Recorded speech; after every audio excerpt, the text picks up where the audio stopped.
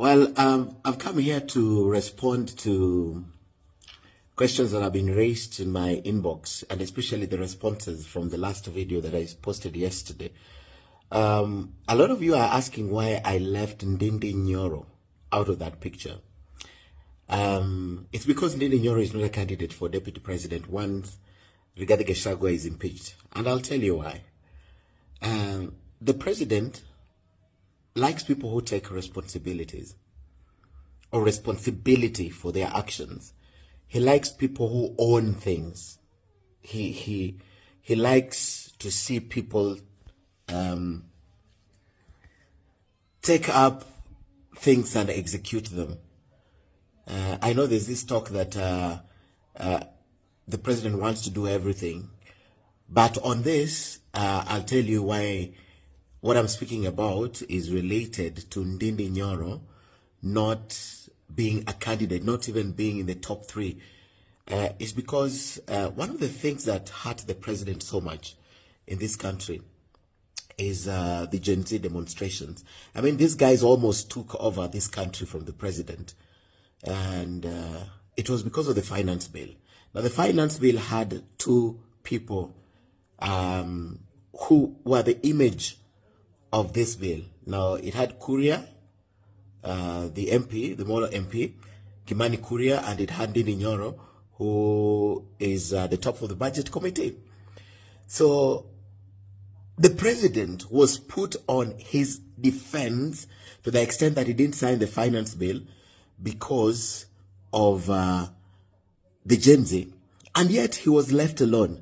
Now, at that time, the people who are the faces of the finance bill, I know Kimani really tried to defend this, but Ndindi Nyoro was nowhere to be seen. He did not take responsibility.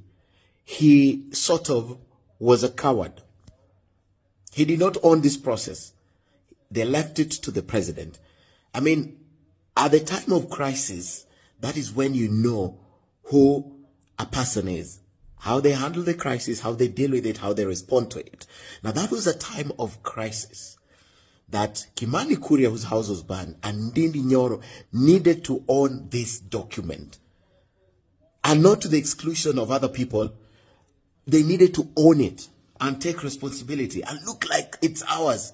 But they left it to the president. The president dealt with his own skunk, and you see how it panned out. So Ndindi Nyoro exposed himself. He showed that he cannot be, He cannot be depended on. Now, if we can't depend on you to take ownership of the finance bill as someone who sits at the top of the budget committee, how do we depend on you to be the deputy president? Reason, Ndindi Nyoro is nowhere to be seen in the top three that I gave you yesterday. Number 1, Anne Waiguru. Number 2, Kimani Ichung'wah. And number 3 is the good Professor Kindiki.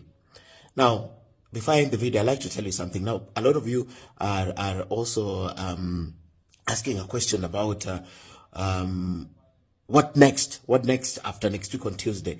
It will go to the Senate. That one I explained, and I'll explain further that whole process. But I want to tell you what the president will do if the Senate confirms the impeachment from the National Assembly as submitted by the Speaker to the other Speaker, Amason Kingi. The president will nominate a deputy president. Once he nominates a deputy president, then it goes to Parliament for approval, just like Parliament approves all these things. Now you ask probably, why is it that it doesn't go to the party?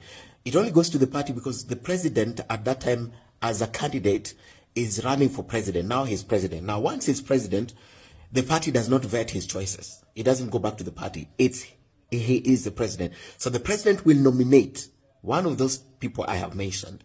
And once he nominates, it goes to Parliament for approval.